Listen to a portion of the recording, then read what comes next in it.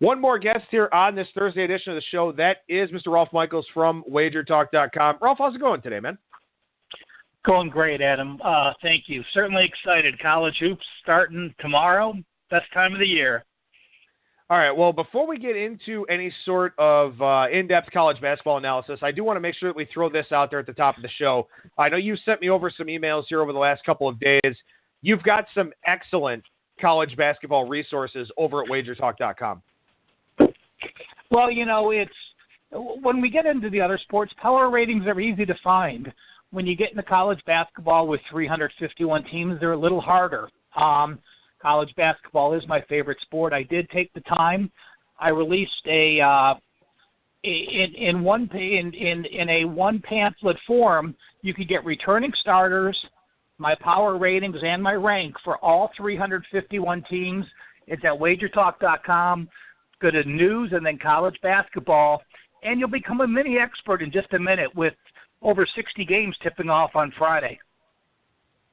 All right, now one of the things I did want to talk about with you here, and I certainly recommend, I scanned through all the documents that you've sent over, and there's some really tremendous stuff in there. But just as kind of a Cliff Notes version for our listeners here for the show, and then, of course, they can go to WagerTalk.com and check it out a little bit more in depth. Give us a few nuggets on some teams here early on in the season. Are there some teams that you really like that you're going to look for spots to play? Some teams that you don't like where you're going to look for spots to fade, maybe take advantage of some overvalued teams out there? Give us something, man. Give us a little bit of a nibble of the carrot there. Well, the most important thing, obviously, is returning starters. There are, unlike college football, where you're never going to have 0 or rarely 22 returning starters, there are a handful of teams that return either 0 or 5 starters. Number one, that's the key. Make sure you know the teams you're betting on. This year, there are 26 of the 351 teams that return all 5 starters, and there are 10 teams that have no returning starters back for this year. Also, you want to look at those new head coaches. There are 48 teams that have new head coaches this year of the 351, and let's just get out a couple changes. 3 teams changed conferences this year. Wichita State moved from the Missouri Valley to the American. Valpo filled their spot in the Missouri Valley as they left the Horizon. And then IUPUI, Indiana University, Purdue, moved up to the Horizon. So those are the changes. So when I look at the teams that have 5 returning starters back, while Wichita State is ranked in the top 10 in the AP and the coaches poll, I have them as my number 1 team this year.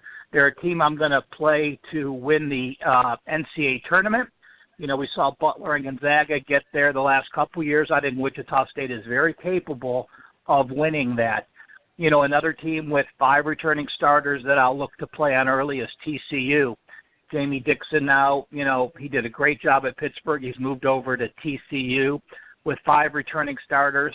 Again, another team.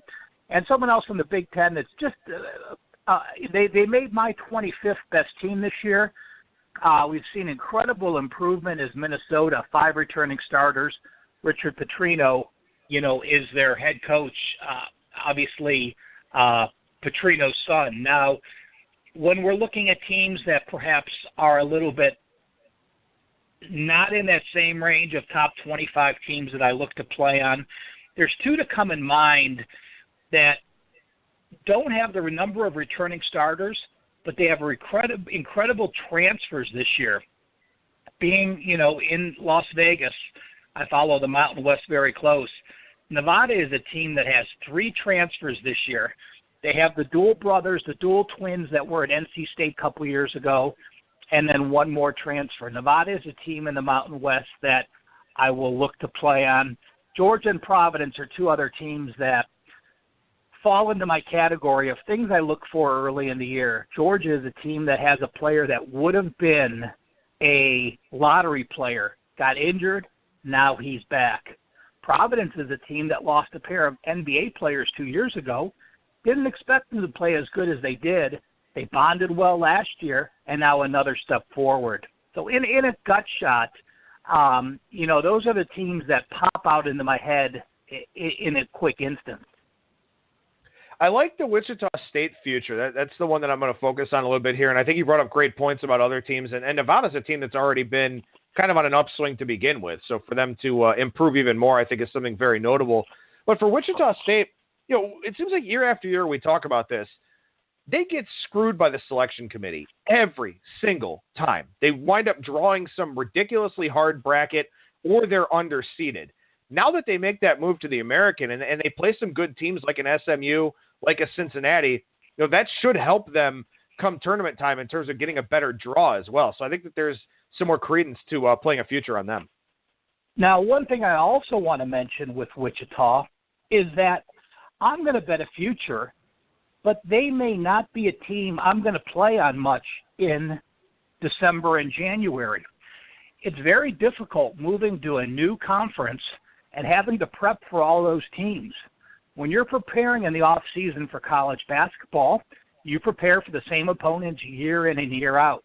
This is a big conference move for them to be able to go into these new venues, to playing these tough road games against new opponents, having to prep for a brand new schedule.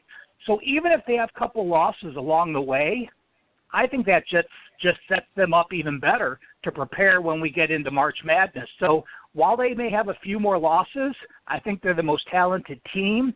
It may not show record-wise, but even with those losses, I'm going to be playing on them when we get to March. Yeah, that's an excellent point. I think anytime they're on the road is a big favorite. Playing in an unfamiliar destination or playing back-to-back road games, in a couple of places that they've never been before, because there is a high perception of this team, and they will be power rated highly. They will be favored by big numbers on the road against some of the middle and bottom tier teams there in the AAC. So I think that's a really excellent point that you made there. What about the other side? You talked about some teams that you've got high hopes for this season, some teams you may be looking to back here. What about some teams that you're looking to maybe capitalize on going against? Well, I'm not a fan of Miami of Florida. They're ranked right now 12 and 13th. I think they're going to struggle with the few guys they lost this year, and returning starters doesn't always translate into the success you're going to have back.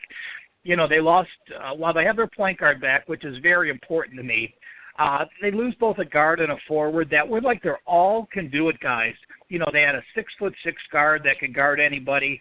He got assists and he got rebounds. They lost a forward that can do both, score and rebound. So I think I have my Miami down a few notches. Let me just jump down to two teams that you have to look to play against early. There are only two teams of the 351 in college basketball that return 0 starters and have a new head coach. It's Austin Peay, and Chattanooga. So right away, make sure you have those two guys circled. If you're going to play on them, make sure you have a damn good reason to do so. Out of the 351 teams, I have them power rated. Chattanooga, my number 250 team. Peay is 313. I'm going to shoot out 7 more teams that return only 1 starter and also have a new head coach. Some of these teams are going to be much more familiar. We have Dayton, Virginia Commonwealth, NC Wilmington, California, Rice, Akron, and Grambling. Again, those teams return only 1 starter and have a new head coach. My highest ranked team among them is VCU. Again, VCU's been a staple in tournament for year in and year out. But now having lost another head coach, you lose Shaka Smart to Texas a few years ago. Now you have a new coach for 2 years. You lose him to LSU. Mike Rhodes is moving in. And again, with 1 starter back, VCU I have as my number 82 team. They're the highest among the nine teams that have a new head coach and return 0 or 1 starter back. Dayton's a really interesting team because that's a team that has had the upside to go out there and beat some very, very big names, make some tournament runs, and obviously Archie Miller was one hell of a head coach. So they're going to be one to watch because you run into a situation with the Flyers where they don't always have the greatest talent, but Miller maximized every player that he had there, it felt like. And maybe now you lose some of that dynamic. So I like that list of teams that you talked about. And Ralph, I guess I'll ask you one more thing here as we head into the final, or into the first weekend, I should say, of college basketball. typically for you, is the beginning of the year the best time to get value?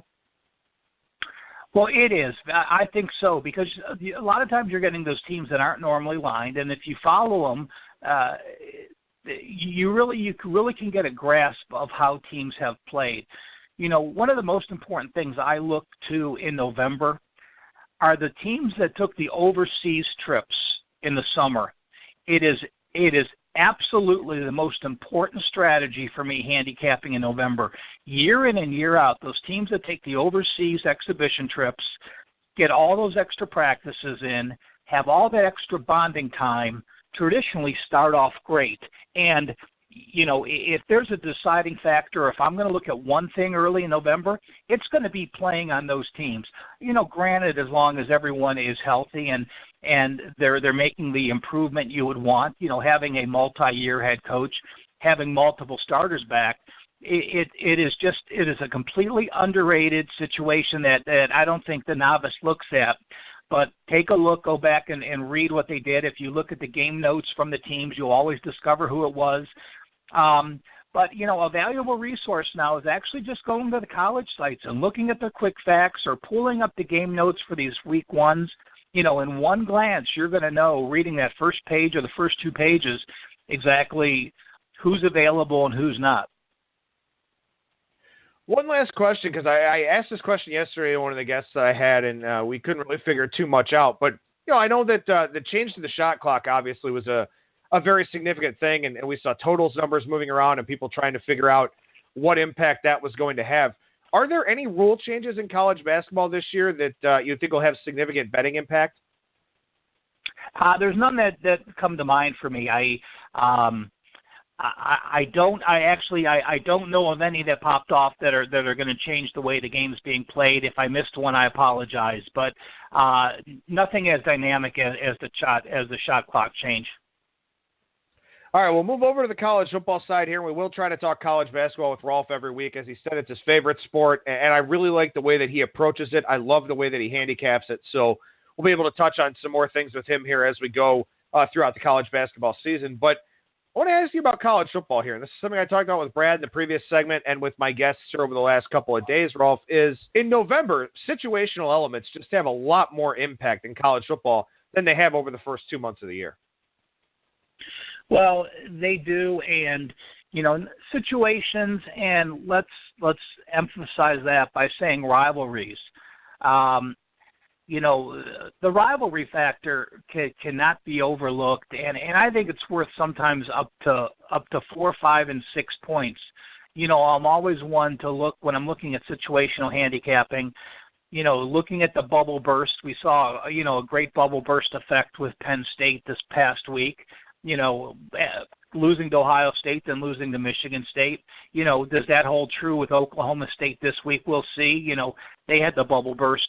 But when you're winning those rivalry games and you have emotional games, we saw the same thing with Ohio State going down to Iowa, playing that emotional Penn State come-from-behind game, and now having, you know, when they travel to Iowa. So situations definitely become more of a factor. And I think back-to-backs are even more important for those teams that have played 5, 6, 7, 8, 9 weeks in a row.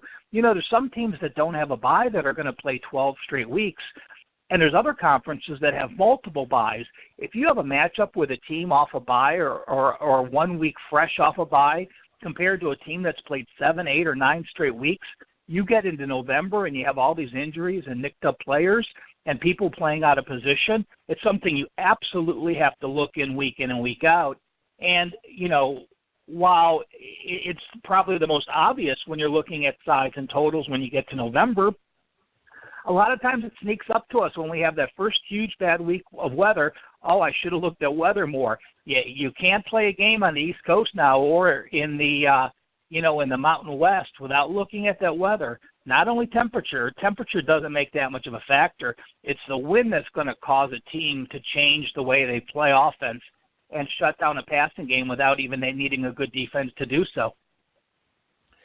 So that's kind of an angle I'm sort of wondering about, and I can't think of a game off the top of my head that I'm looking at here right now on the card, but you do run into situations, let's say in Conference USA or the AAC or something like that, where you've got one of these Texas teams that has to go and play in West Virginia against Marshall, or, maybe it's snowy a little bit or cold in Western Kentucky, something like that. Is that a factor for you in terms of a motivational element? Like if a team that has nothing to play for has to take this long road trip and the weather also happens to be bad, I mean, is that almost an autoplay for you where you just expect that team not to show up?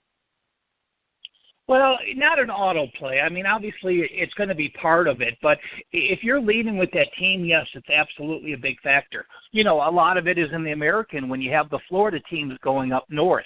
We see it time and time and again. When it gets cold for those Florida kids, it can be cold. So you got to look at the Florida Atlantics and the Internationals and CUSA when they make a trip up to Marshall. You have to look at UCF and USF when they make those trips. And, those are the two biggest conferences that I focus on when you have the Florida teams making the trips. So, it's different. It's different when you have cold wind than you just have wind. Cold wind can gnaw on teams. And again, if it's a team that is normally high-paced, wants to throw the ball, you look to fade them. But a team that can run the ball as well, you have a dual threat team. So you're not automatically going to play against a team that can pass the ball if they have the capabilities to play the ball, because both teams have to play in that wind no matter what. All right, let's look at a couple of games here for Week 11, and let's go to the Big 12 and talk about game 157-158. West Virginia takes on Kansas State. West Virginia with a win over Iowa State last week. The Mountaineers took out a bunch of steam. That steam wound up being right in terms of picking the winner for that game as West Virginia knocked off Iowa State. Now they go to Manhattan, and it's really difficult for West Virginia here. I think the Big 12, while I understand why they're there, and I think it was a better fit for them than the Big East or a better fit than the ACC would be, it's still a challenging thing for them to go out and play these road games. The trade-off is they have a very good home field advantage there in Morgantown. But this looks like one, I know the number is only 2.5, and I've not been high on Kansas State all year. This one looks like it's fairly easy, and generally speaking, that scares me. But this spot looks to scream Kansas State to me. Well, the issue is that Jesse Ertz probably will not play. Alex Delton, their number 2 quarterback, will probably not play. And Skylar Thompson, a true freshman who has 16 pass attempts on the year, may very well get to start this week. So Bill Snyder has been very coy, saying he doesn't know which of the 3 quarterbacks will play, but it looks like it is going to be the true frost Skylar Thompson. So that takes me off this game. But when I look at West Virginia, they have a huge difference with their home-road dichotomy, especially on defense.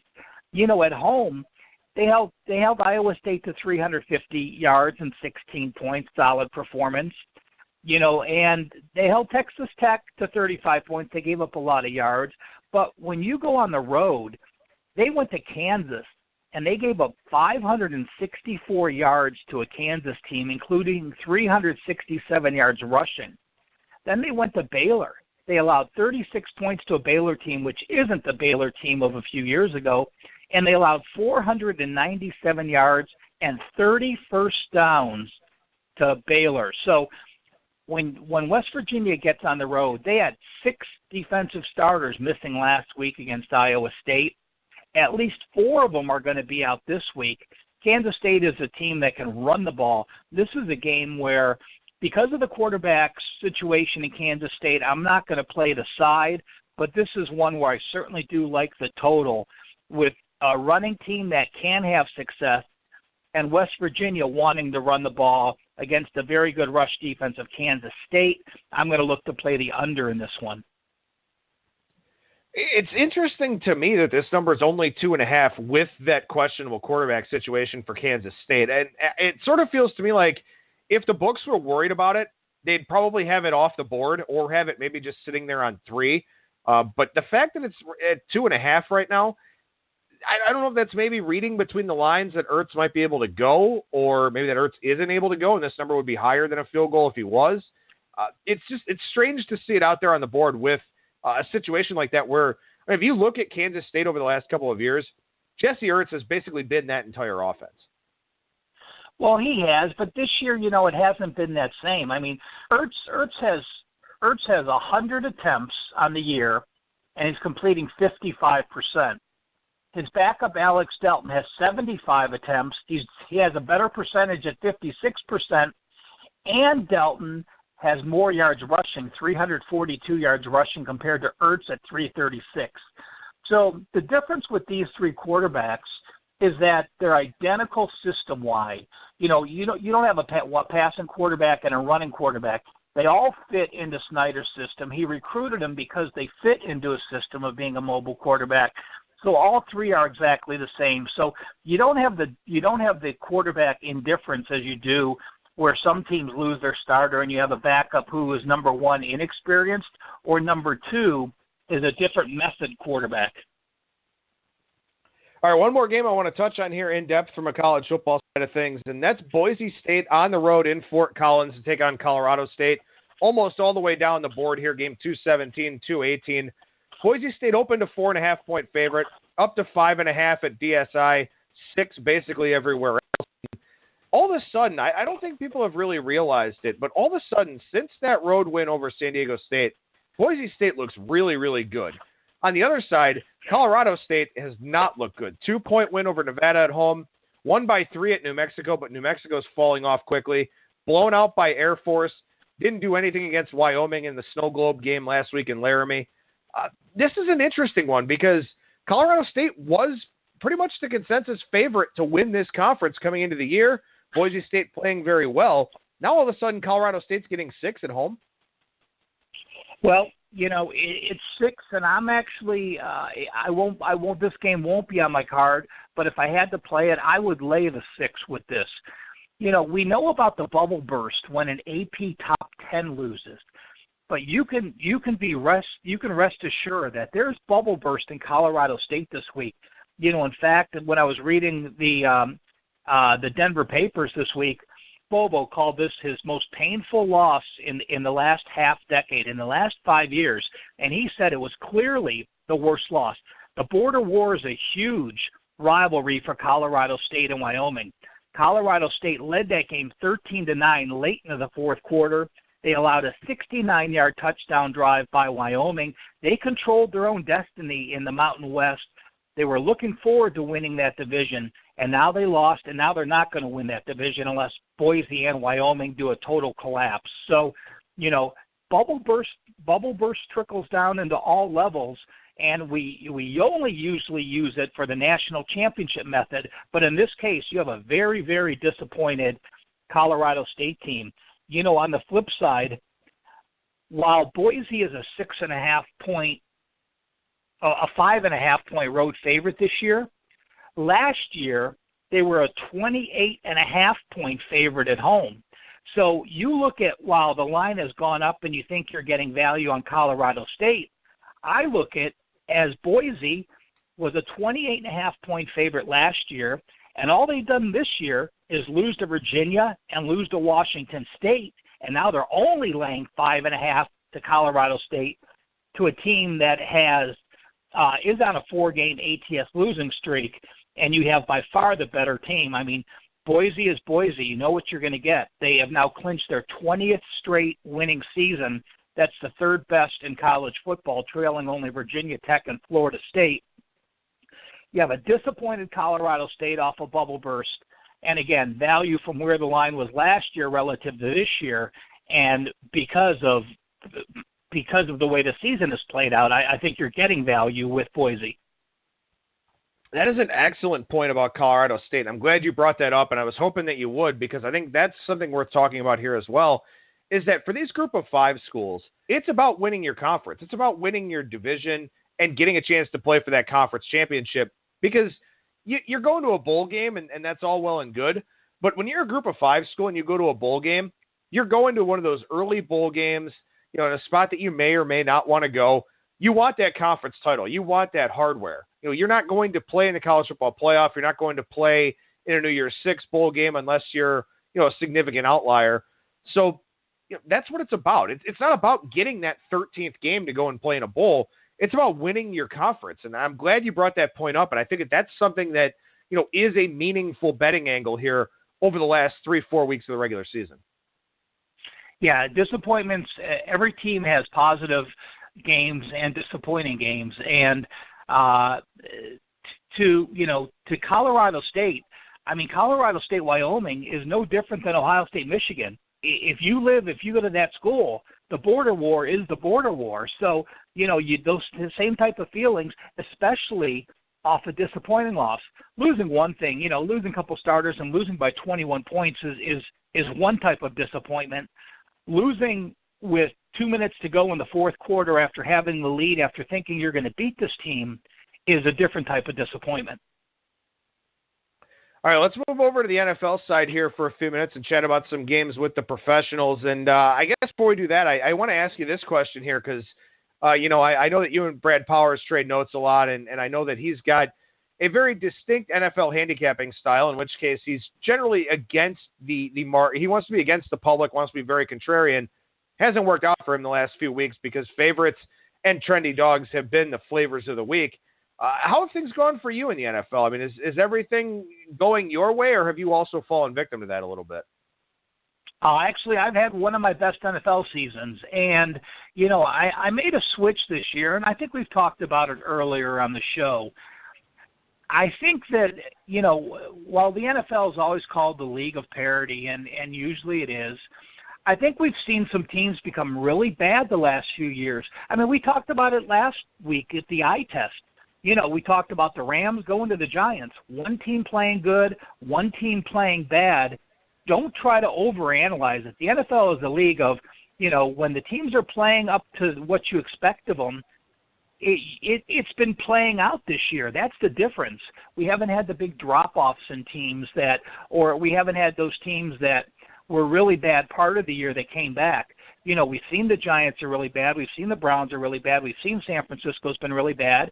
And we've seen the teams that are playing well continue to play well. You could throw Denver in that bad category as well, because of their offense. So I think it's been a situation where if a team passes the eye test in the NFL, it's held true this year where you haven't had any big surprises where a team that's been a horrible team has all of a sudden turned it around and played well in one game.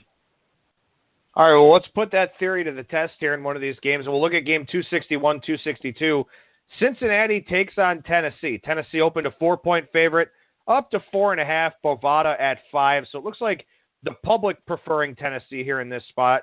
That's not a big surprise. Early in the week, a few sharp guys on them as well.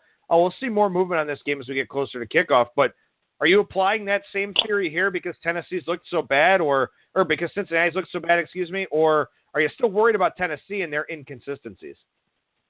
Well, while Tennessee's been inconsistent, yes, they've still won games. I mean, they're on a 3-game win streak. They beat Indianapolis by 14. They went into Cleveland. They did struggle on the road, beat the Browns, and then they beat Baltimore. But you look at the situations now. I'm not going to count the Browns game on the road because we're at home now. Marcus Mariota is a far different quarterback at home. He has a 16-3 ratio at home his last 8 games.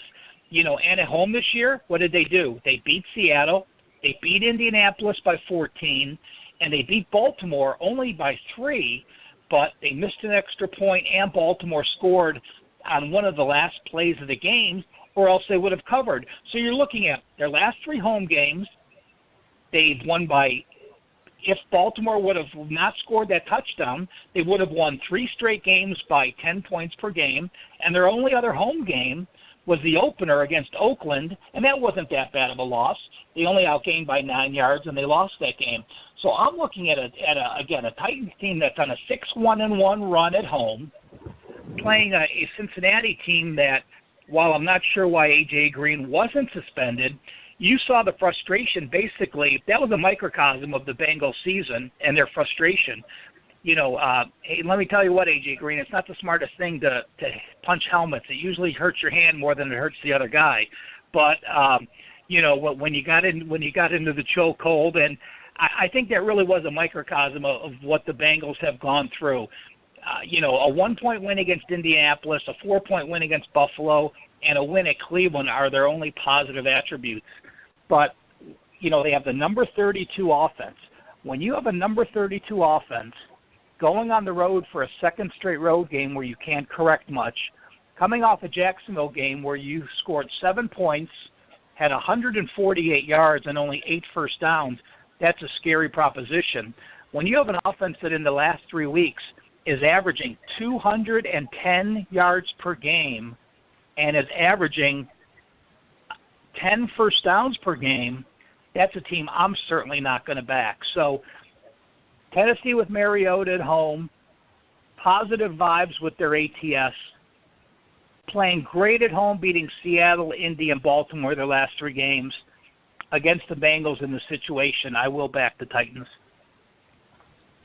One other thing I'll ask you about this game in terms of the Titans, and of course they're tied with Jacksonville at 5-3, and right now, you know, the loser of the AFC South would be the wild card. That would be Jacksonville at this point. Does it mean anything to you situationally when if you're Tennessee and you're looking at the situation here in this division, Andrew Luck's not going to play the rest of the year, which we pretty much already knew, but then Deshaun Watson tears his ACL. He's done for the year. Jacksonville's your only competition. Does that give a team a little bit of an extra boost in the NFL? I'm sure they talk about it. I mean, you know, the front office and the coaches aren't going to talk about any look ahead. They're only worried about who they're playing this Sunday. But I clearly believe that when you're looking at who your competition is, you're looking at how important each game is because of where you are, that all you really have to do is play above level from here on out.